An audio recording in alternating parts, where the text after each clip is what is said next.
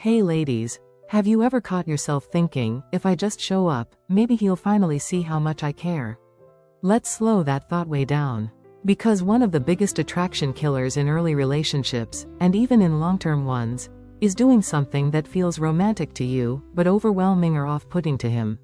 Let's talk about this in detail. Never show up uninvited or unannounced. It sounds harmless, right? Maybe even sweet. You imagine him opening the door, surprised in the best way, like he's about to say, "Wow, I can't believe you're here. I missed you so much." But more often than not, his reaction is closer to, "Why are you here?" even if he doesn't say it out loud. The truth is, surprise visits may feel like affection to you, but they often register as pressure or even a power play to him. When a man hasn't invited you over or made an effort to see you, popping in unexpectedly can feel like a breach of space. You might not realize it, but the message you're sending is, "I'm not sure where I stand with you, so I'm showing up to force a connection." And that's never attractive. It doesn't draw him closer, it makes him feel trapped. Because now he's in a situation he didn't agree to, on a timeline he didn't create, with a woman who clearly ignored the very obvious lack of invitation. Worse still, if he's a man with goals, a routine, or any kind of structured life, he'll see your surprise not as endearing, but disruptive. Think about it. If he had a meeting, a workout planned, or even just needed downtime, your visit just pulled him out of his rhythm. And no matter how well-meaning you were, that interruption doesn't build intimacy. It builds quiet resentment. And let's talk about emotional energy. A man who's genuinely interested doesn't need to be chased. He doesn't make you guess. He initiates, follows through, and makes time for you, on purpose. That's what real interest looks like. When you show up without being asked, you're doing emotional labor that he's clearly not offering in return. And in doing so, you shift the dynamic. You stop being the prize and start being the pursuer. A woman who knows her value never forces her presence. She understands that when a man wants her in his life, he'll open the door himself, no surprise needed. So if you ever find yourself tempted to just stop by, take a deep breath, pause, and ask yourself, "Why'd I need to do this?" If the answer is anything other than, "Because he invited me," it's time to step back. Let desire flow naturally, not from pressure, but from mutual intention. You're not a pop-up ad. You're a full experience. Let him request access. Don't shower him with gifts, especially if he's not giving anything in return. This one cuts deep because it's coming from the best part of you, the part that wants to show affection, nurture, and build connection. Maybe you knit him a scarf, drop off homemade banana bread, or grab that limited edition cologne he once mentioned in passing. It feels thoughtful, romantic, personal. You're thinking, he'll feel how much I care. But if the man on the receiving end isn't emotionally available or engaged in the relationship, your loving acts become background noise. Or worse, they start to feel like pressure. When you give, and he doesn't match that energy, the dynamic becomes uneven. Suddenly, you're investing while he's just accepting. And the more he receives without reciprocating, the more he subconsciously lowers his effort. Why should he chase you when you're already doing the emotional heavy lifting and handing out freebies? It doesn't inspire him to value you, it teaches him that your love is easy to get, even when he gives nothing in return. Let's be real, a man who's truly into you won't let you outgive him. If you surprise him with a kind gesture, he'll respond, maybe not always with material things, but with initiative, attention, consistency. He'll be inspired to match your energy. But if you're constantly the one making the moves, the meals, and the memories, and he's giving you crumbs, that's not love, that's imbalance. And that imbalance breeds resentment and confusion, mostly in you. Here's the hard truth. When you continue gifting your time, energy, and affection to a man who's emotionally absent, those gifts don't look generous. They look like silent bids for approval. You start giving not to express love, but to earn it. And the moment your love becomes currency instead of connection, the relationship loses its soul. A woman in her power doesn't bribe a man with baked goods or thoughtful surprises. She gives when it's mutual, not when she's hoping for a reaction. So if you're in a situation where you're over-delivering and under-receiving, pause. Ask yourself, am I giving from love, or from lack? If he isn't making space for you, if he's not meeting you halfway, you don't need to give more. You need to give less. Let him feel the absence of your effort. That's when you'll see whether he steps up or steps out. Your attention, your kindness, your thoughtfulness, it's not free merchandise at a giveaway table. It's earned through presence, consistency, and genuine effort. So save the scarf, the soup, and the sweet notes for the man who actually shows up for you. Don't take the lead by inviting him places. No concerts. No exhibitions. No, I thought of you, so I grabbed a seat kind of invitations. Why? Because every time you initiate, you plan, and you create the moment, you quietly flip the dynamic. You step into masculine energy and unknowingly push him further into passivity. And here's the twist. Even if he accepts, even if he says yes with a smile, the internal shift has already happened. He's not chasing you, he's just saying yes to the ride.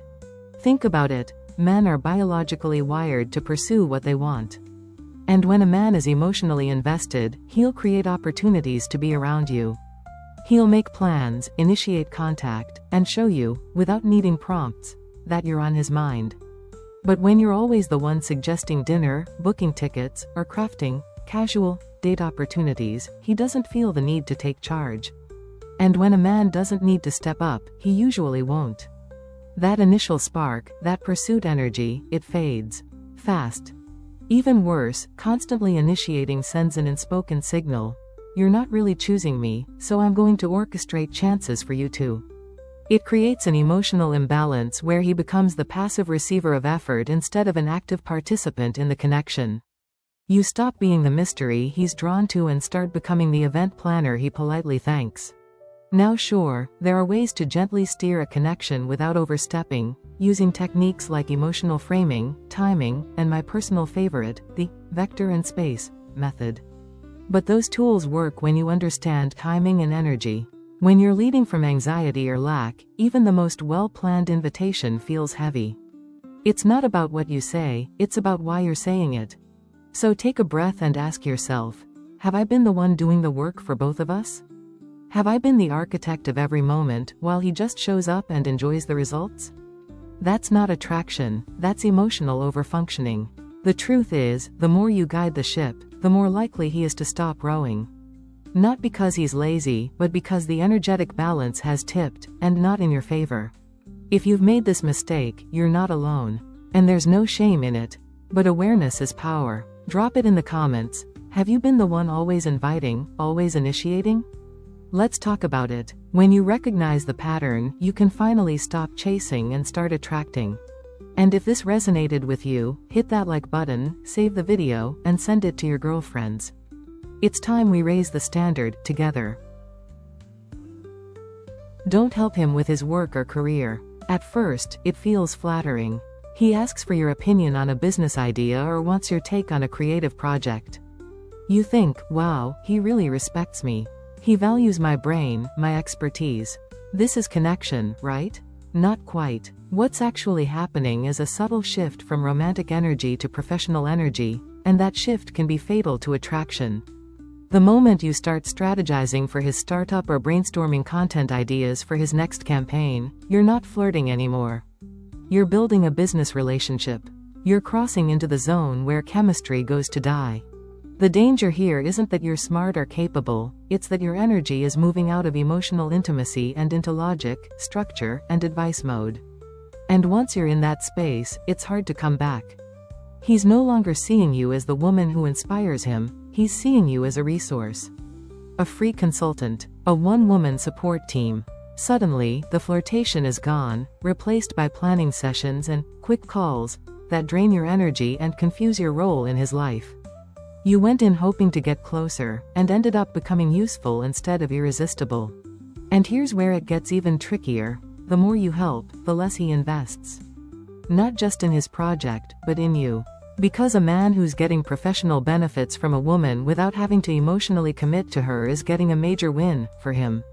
Not for you. You're doing the giving, he's doing the taking, and the balance tilts in a direction that leaves you wondering, why is he getting distant? Well, it's because the relationship stopped being romantic and started feeling transactional. So what should you do instead? Keep it light, flirty, casual. If he asks for help, smile and say, "I could give you a couple of tips, but honestly, I know someone way more qualified who could guide you better." Then redirect the conversation back to something personal, something playful. Protect the connection. Chemistry doesn't live in email drafts or investment spreadsheets. It lives in presence, laughter, and emotional engagement. That's where you want to be. You're not his mentor. You're not his manager. You're the muse, remember that. Don't be the one to introduce him to your friends or family first. You're excited, he's cute, things seem to be going well, and you start thinking, it's time he met my sister. My friends would love him. I'll just casually invite him to dinner with my parents since they're in town.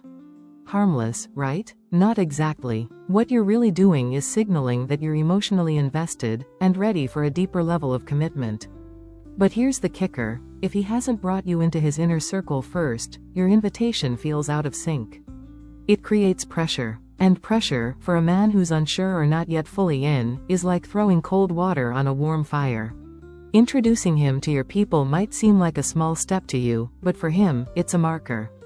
It says, this is serious now. And if he hasn't made the same gesture yet, he'll feel the imbalance. Instead of thinking, wow, she wants me close, he thinks, I'm being pulled into something I didn't initiate. And that's when you'll notice him start to pull away. Not dramatically, not with a breakup text, but with subtle shifts. Unanswered messages, delayed responses, a vague, I'll let you know, instead of a, yes, let's do it. His energy changes, the walls go up. It's not that meeting your loved ones is a bad thing, it's that when and how it happens matters. A man who's emotionally connected and ready for more will naturally want to integrate your lives. He'll be curious about your friends. He'll bring up your family. He'll ask. He'll plan. You won't have to nudge or orchestrate anything, it'll unfold on its own. That's the difference between chasing intimacy and attracting it. When you jump the gun and try to accelerate emotional closeness before he's matched you in energy and commitment, you're doing the emotional heavy lifting for both of you. And let's be honest, does that ever feel good in the long run? No, because what you want is a man who's taking steps toward you, not a man you're constantly pulling toward your life. You want to be invited into his world, not dragging him into yours hoping he'll stay. So here's your permission slip to pause. Let him lead when it comes to merging social circles.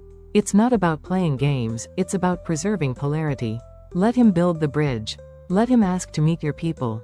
That's when you'll know he's not just casually interested, he's emotionally invested. If you've done this before, don't beat yourself up. Just get honest. Drop a comment and share if you've ever invited a man into your world too soon. Sometimes the most powerful shift begins with self-awareness. The moment you protect your energy, your time, and your heart like the rare currency it is, everything changes. A high-value woman doesn't chase, doesn't overgive, and certainly doesn't prove her worth. She knows it, and the right man? He'll see it too, without needing reminders, surprises, or little gifts wrapped in desperate hope. So remember this, you're not here to audition for anyone's life. You're the main character of your own. Keep your standards high, your boundaries clear, and your energy focused on what truly lights you up. Because when you shine for you, the right person won't need convincing. He'll simply be drawn in. Now go love yourself the way you want to be loved.